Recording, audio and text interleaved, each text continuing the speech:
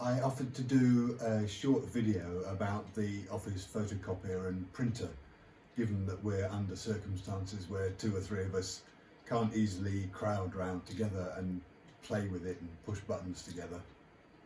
So I'll pick the camera up in a second and walk you round the printer's features with the camera pointing at the bits I'm looking at. I hope this is helpful. So the machine's in two parts basically. The right hand side, the column there from the document feeder on the top through the control panel to the paper trays underneath, that's the main body of the photocopier. And then this part on the left is called the document finisher, and that's where all the magic happens about stapling and folding and collating more complex copies.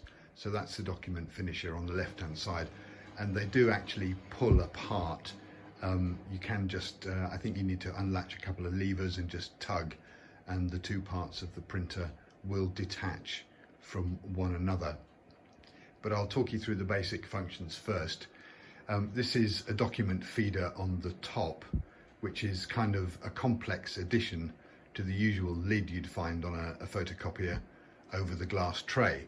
And of course it does just have a basic glass tray underneath, and you can, if you simply want to do a simple copy of one side of paper, slap it on the glass tray and press copy, and away you go.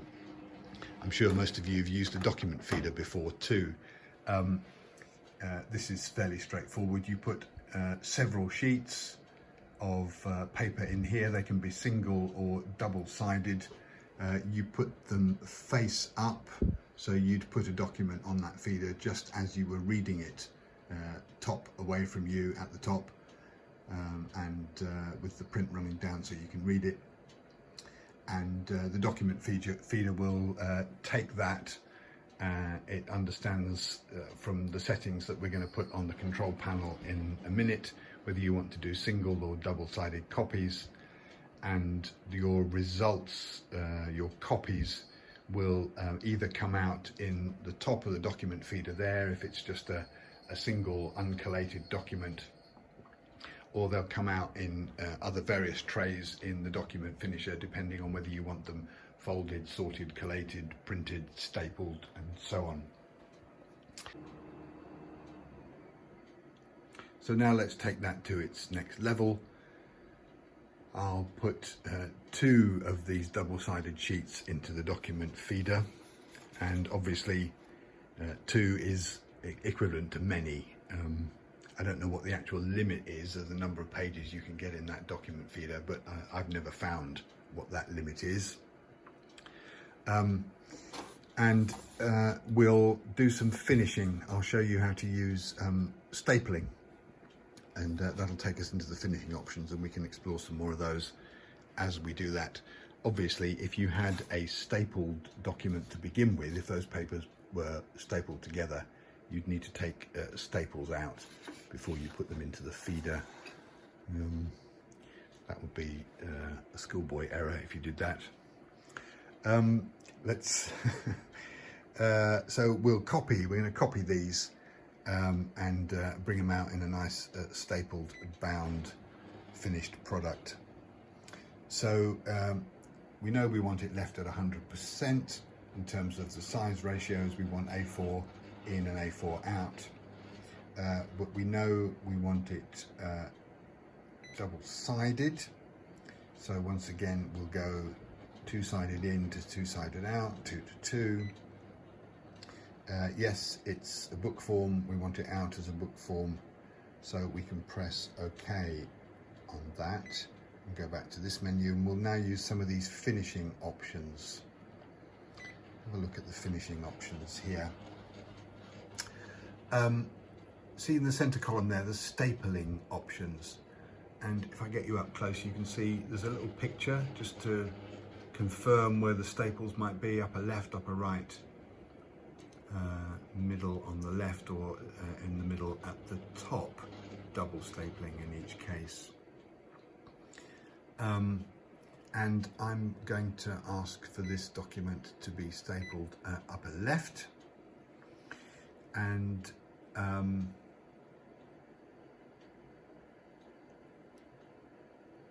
that's all I need to change on that screen. So let's press OK, and then press the start button, and off we go. The document feeder's doing its stuff. Page 1, 2 sides, page 2, 2 sides. The rollers roar into action.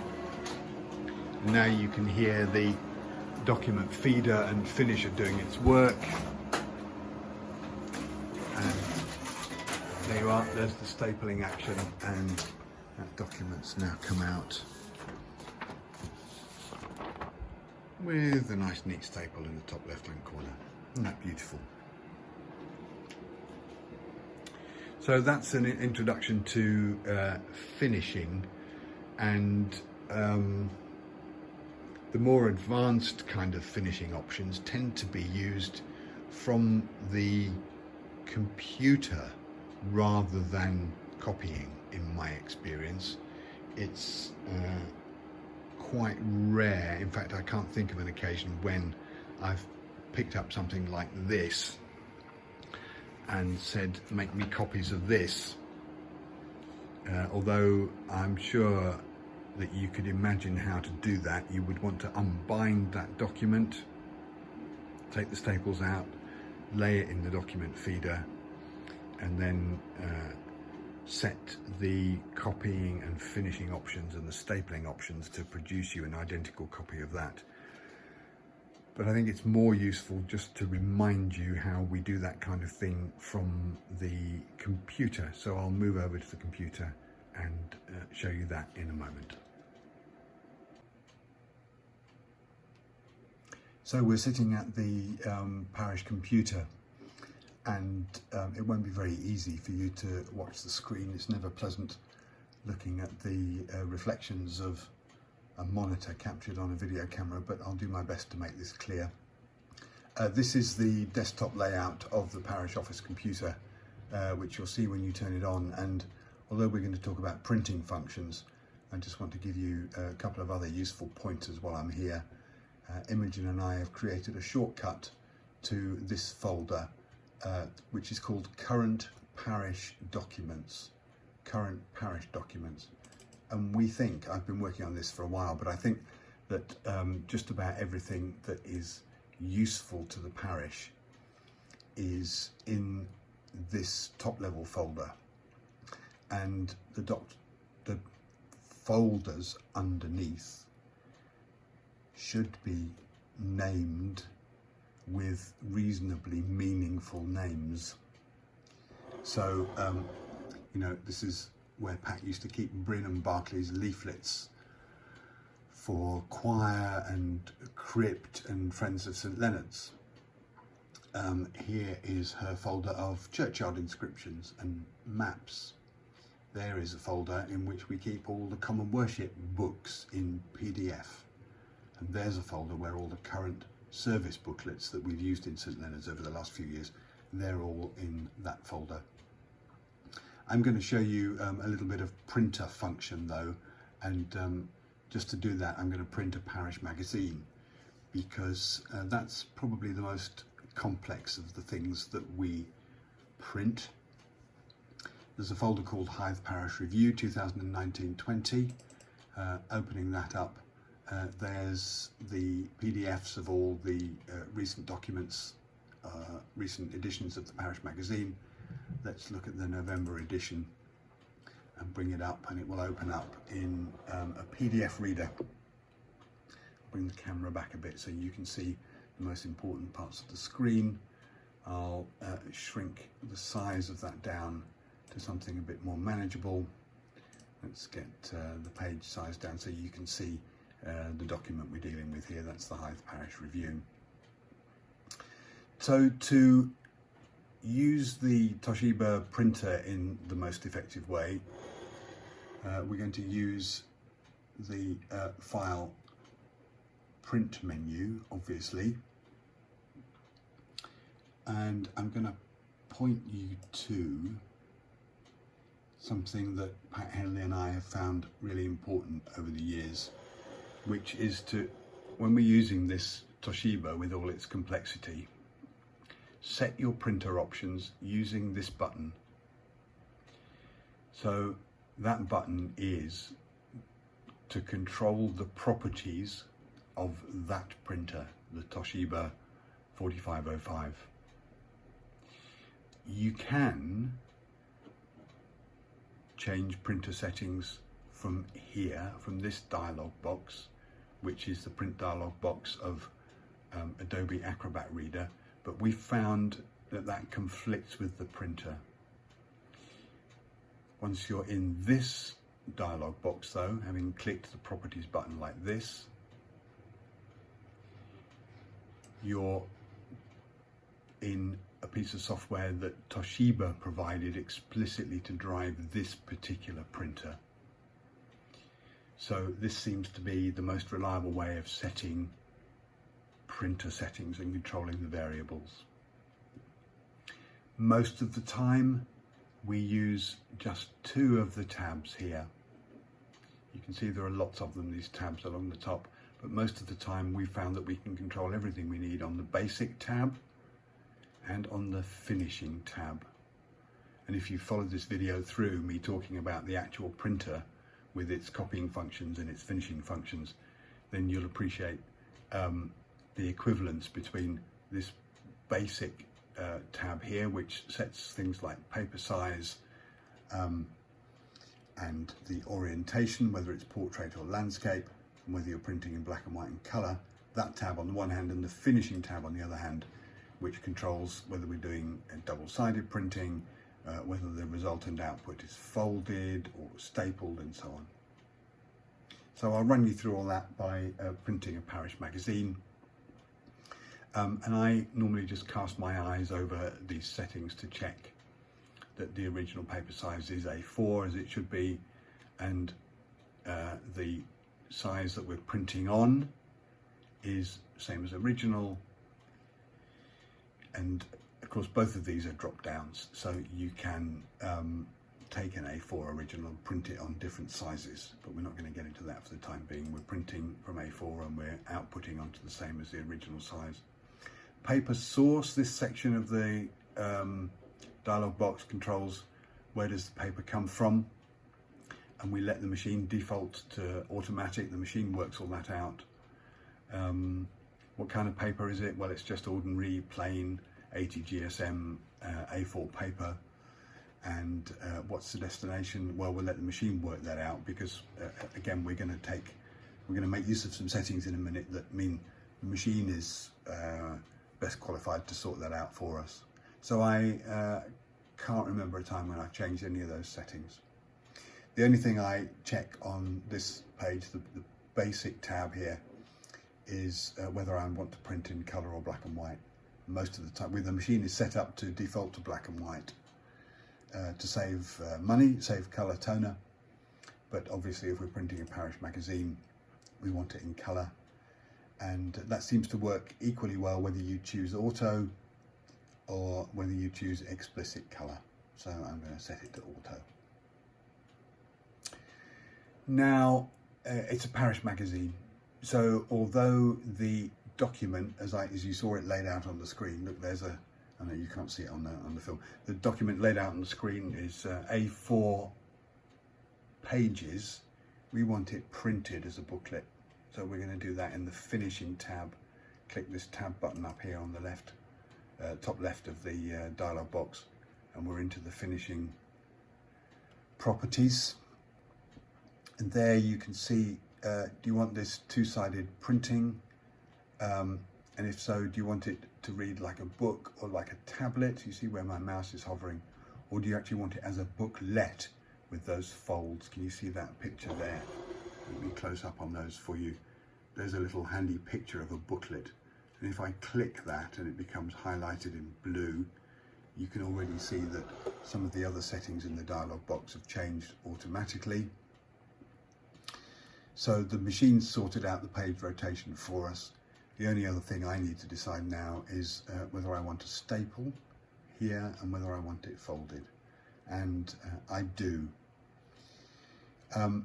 Note that I can click on the folding here where the mouse is moving, and the machine will therefore produce me a folded booklet. But at the moment it hasn't got any staples.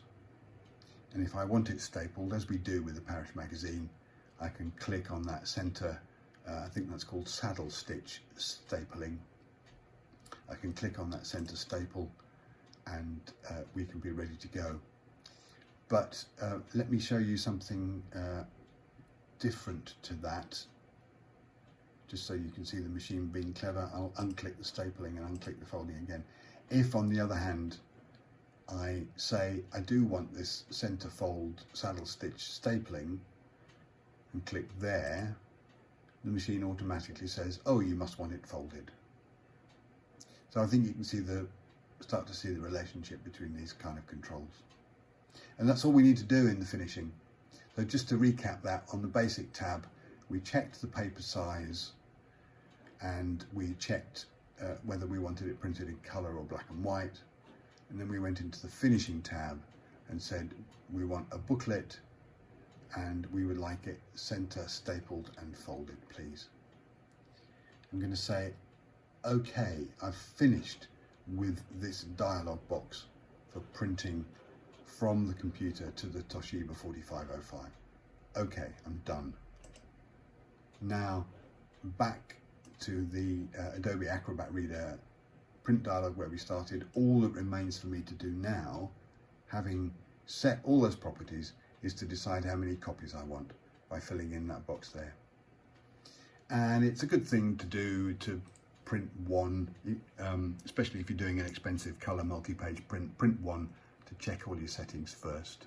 If you're going to do 51, you don't want to notice by the time you've got to copy 30 that they're all upside down. But in this case, I'm only going to print one for demonstration purposes. I'm ready. I just press print and the machine will whir into action. So what's going to happen over on the machine in a minute is the equivalent of what happened when we set all the controls from the control panel. The software is going to communicate with the printer and say, this is the paper I want you to use. This is the finishing I want you to apply. Over on the printer, you see that blue light flashing on the front? That means that data is being received on the printer. That's going across the network from the computer. The machine's whirring into action.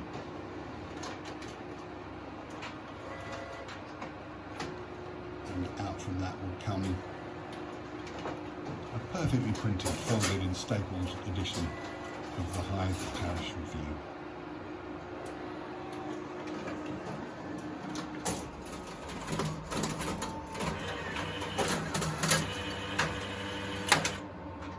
There we are. All sounds a bit Heath Robinson, doesn't it? But it does tend to work very well most of the time.